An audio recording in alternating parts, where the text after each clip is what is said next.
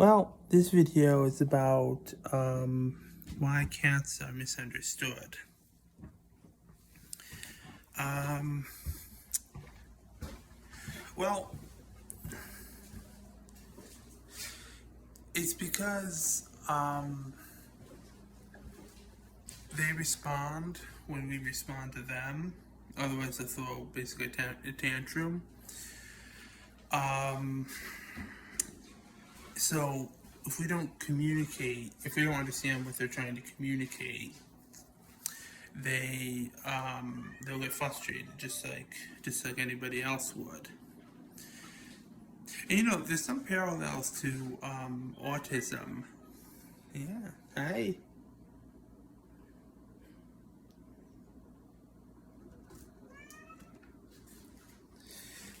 I think there's some parallels to autism because autistic people, such as myself, don't communicate in a normal manner, and it's because we're hardwired differently, or we're maladjusted, and that hurts our communication too.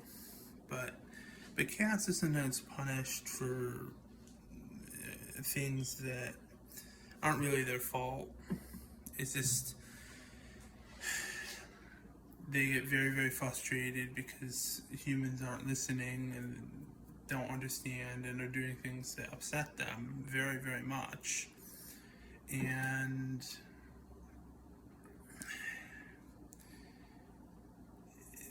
they lash out.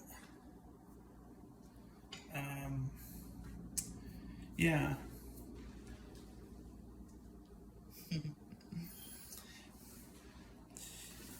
And that's why higher empathy people do well with cats and other animals as well, but cats especially, I would say, because cats require someone who understands them, understands what it is that they want, why they're doing what they're doing, and sometimes we get it wrong, of course, but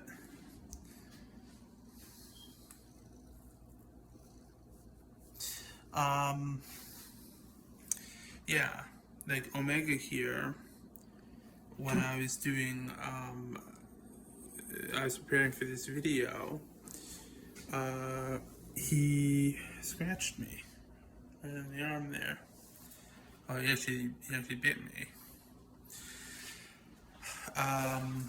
That was I wasn't happy with him, but there was just a flash of anger.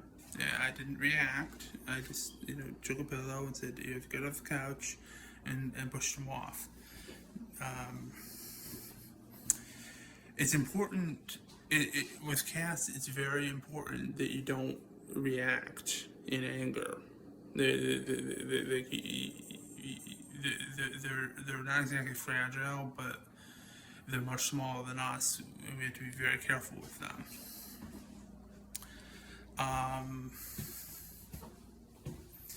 Yeah, and like I say,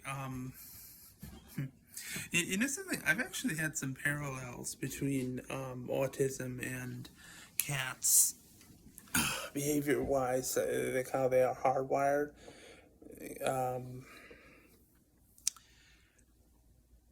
Autistic people are often misunderstood and unfortunately often maladjusted because people don't know what to do with us sometimes. Like they don't know fundamentally how we think, and we do think very differently.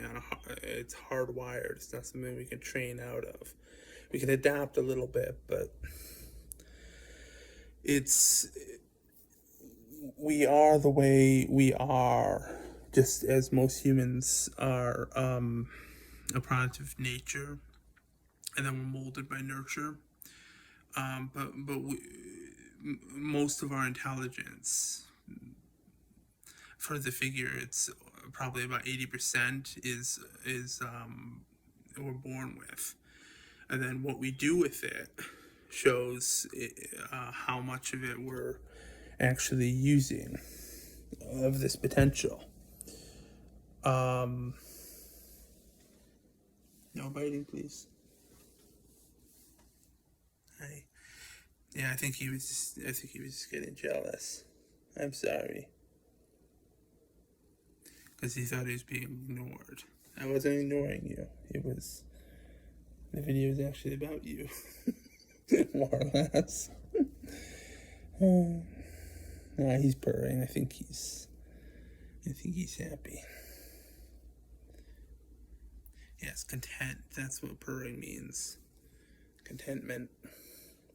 Humans don't purr usually. Well, we can't really purr exactly, but there's various ways to show contentment or to infer it.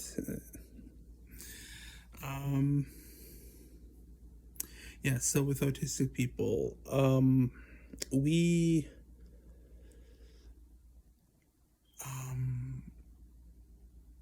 some of the reasons we're maladjusted is because we have our own identity, as any human would have, but sometimes that has to be at odds with what society expects of us and what society pressures us into being, because these pressures are based off of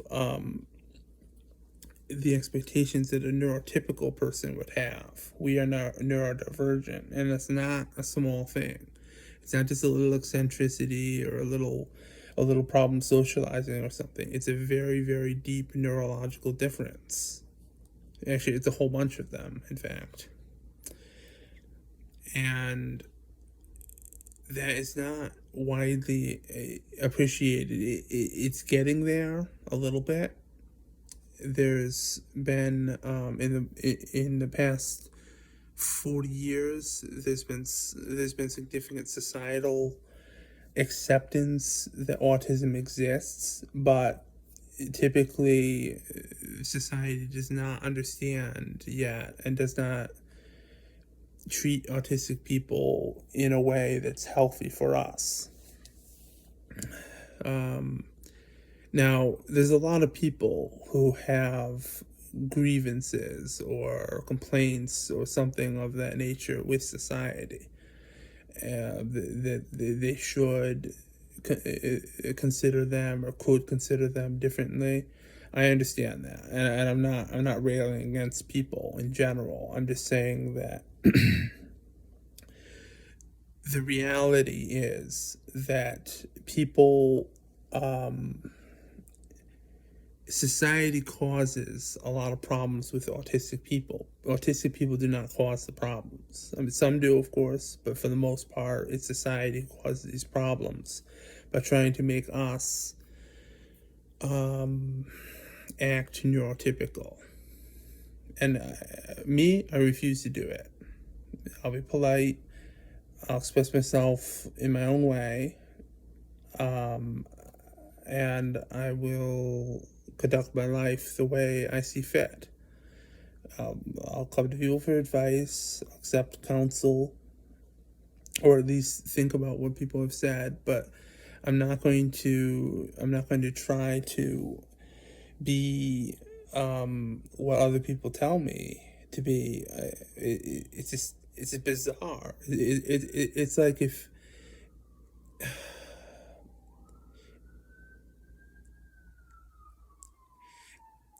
it would be like if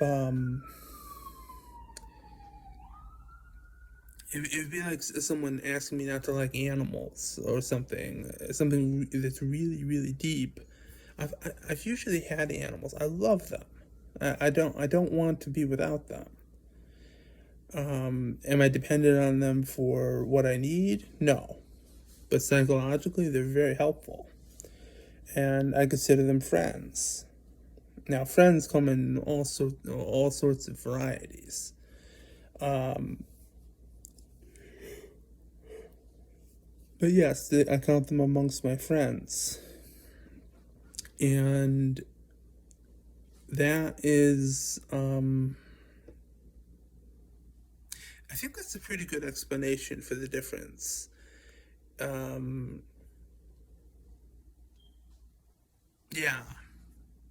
that's pretty good.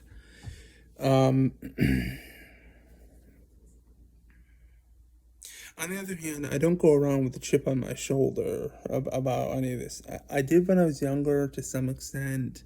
It's like, I don't know. I thought there was something wrong with me. I suppose different would be a better way of describing it, because autism isn't just a disability, it's a different ability. Autistic people, well, the statistics are actually kind of hard to go over, because if you talk about all autistic people that have been tested, that's one thing. But if you talk about the non-maladjusted, and that includes excluding all of the nonverbal, um, it looks like autism may be associated with higher intelligence, not lower. So, and I found autistic people are higher in empathy. Part of that is because we kind of had to practice it in order to like communicate in some cases with people at all. It's basically, there's a lot to go over, and there's a lot of stereotypes that are there for very, very poor reasons. And I think it's worth looking into. It's also worth looking into, for those who are interested, about cat psychology or cat societies and how we fit into them, and why some people don't fit in well. I would say high empathy is good for cat ownership. Low empathy is really not. And empathy is the main criterion here. Not intelligence, not wealth, not allergies, not even other animals. That trait is more important than any of that.